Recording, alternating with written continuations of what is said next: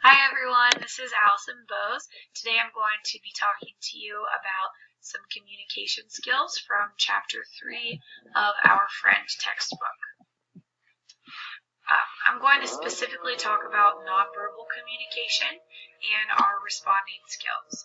When we talk about nonverbal communication, we're talking about body language, vocal cues, and spatial relations. And with responding skills, we're talking about prompting, paraphrasing, reflecting, and questioning. With body language, nonverbal communication is one of the biggest ways to communicate and tell what you're really trying to say, and body language is the biggest factor that indicates nonverbal communication.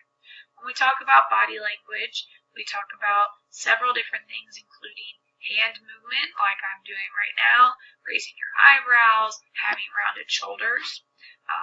There's also facial expressions make a huge difference. How you hold eye contact, or the shape of your mouth, or wrinkling your forehead. When it comes to eye contact, that really indicates likability for a person, or your openness and willingness to listen. Body orientation is another indicator of body language. Having crossed arms or an open position, as well as being leaned forward, can show your interest in what someone is saying, as well as gestures such as winking or using the quiet symbol. Vocal cues send nonverbal messages as well. Vocal cues send a message to the listener that's different sometimes than what is actually being said. So when your mom looked at you when you were a kid and said, "It's not about what you say, but how you say it," she was actually right. That includes things like your voice tone or how loud you're speaking. Listeners often attribute characteristics like weakness and strength based on someone's vocal cues. Spatial relations is exactly what it sounds like. That's the physical distance between the communicator and the listener. Essentially, with spatial relations, the less of a relationship you have with someone, the farther apart you want to be with them. Distance can be a good indication of showing concern to someone, but if you don't have a good relationship, it can be really threatening to a person.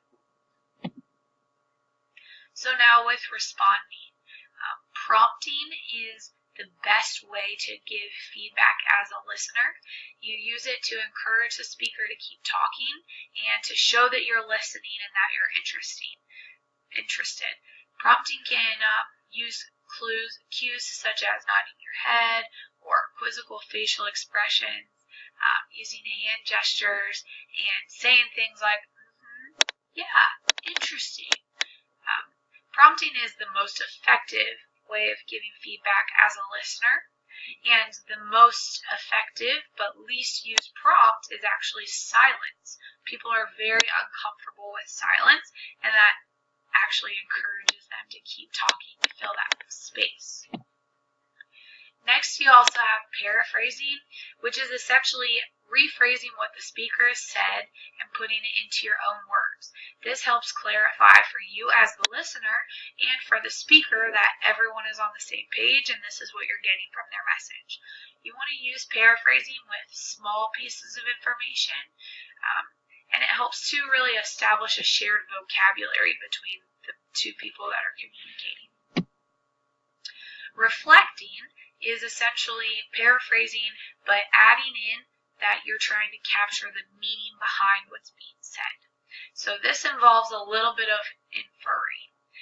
The great thing about reflecting is it helps to build relationships, and it conveys to the speaker what you think they're trying to get across.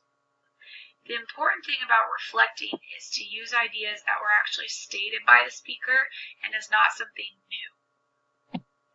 Finally, there's questioning. This is really the most overused form of giving feedback. It is good for helping to gather information, but can be a drawback, especially when we ask questions that you're not actually trying to get the answer to. For example, using advising questions like, "Have you tried this?" So those are our communication skills that we've learned this week.